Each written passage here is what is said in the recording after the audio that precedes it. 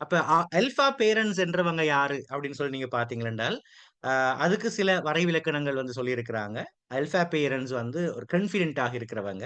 அதேபோல அவங்களுக்கு அவுட்கம் இண்டிபெண்டன்ட்டாக அவங்க இருப்பாங்க. A relaxed and at ease no matter what is happening around them. அவங்கள சுத்தி என்ன நடக்குதுன்றது பெருசா அவங்களுக்கு பெரிய பொருட்படுத்தாத ஒரு விஷயமாக இருக்கும் அவங்களுக்கு. ஆனால் அவங்க the alpha parents is a pillar of strength. அவங்களுக்கு வந்து ஒரு ஒரு ஸ்ட்ரெங்த் இருக்கும். ரைட்? அவங்க ஸ்ட்ரெங்த்தா இருப்பாங்க. அதேபோல பிள்ளைங்கள எமோஷன்ஸ் புரிஞ்சு கொள்றவங்களா இருப்பாங்க. அதுக்கு மதிப்பளிக்கிறவர்களாக இருப்பார்கள்.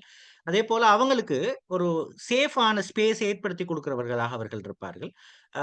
அதேபோல பிள்ளைகளோட குறிப்பாக கம்யூனிகேட் வித்தவுட் ஜட்ஜ்மென்ட். அவர்கள ஒரு முத்தீர்ப்பிடாமல் அவங்கள வந்து ஹேண்டில் பண்றவங்களாக, அவங்களோட கலந்துரையாடுகிறவர்களாக பேரன்ட்ஸ் இருப்பாங்க என்று சொல்லி, அல்ஃபா பேரன்ட்ஸ்க்கு வந்து ஒரு வரைவிலக்கணம் வந்து குடுத்திருக்கிறாங்க. சரிதானே?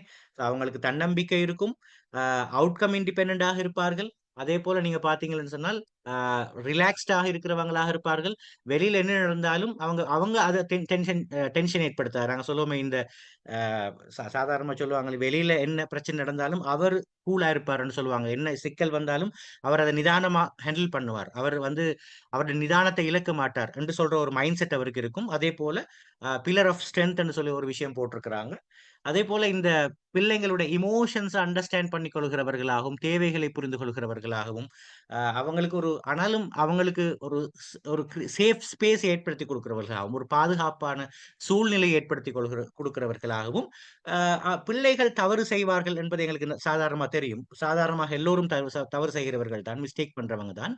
அவர் தவறு செஞ்சாலும் வந்து ஜட்ஜ்மென்ட் பண்ணிக்கொள்ளாம, அதாவது முத்தீர்ப்பிடாமல், ப்ரீஜட்ஜ் பண்ணாம அவர்களோட கம்யூனிகேட் பண்றவர்களாக அவர்கள் இருப்பார்கள். அப்படின்ற ஒரு விஷயத்த தான் நாங்க அல்ஃபா பேரன்ட்ஸ் என்ற விஷயத்த